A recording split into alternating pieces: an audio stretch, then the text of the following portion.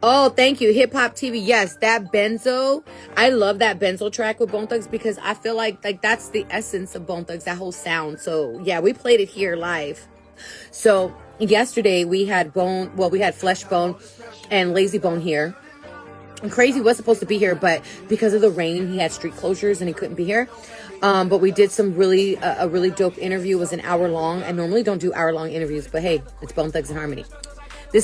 Bone is legendary without a doubt, but you and Romeo also. Oh, thank you so much. We appreciate Celebrating that. 30 years of Bone Thugs and Harmony. 30 years that y'all know about. Actually, we lifelong friends, brothers, and cousins. You know what I'm saying? So we up here at the radio station, Kday, did you dig?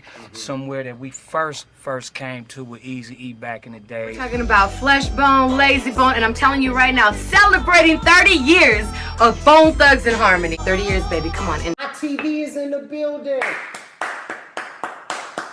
YTV is in the building, baby.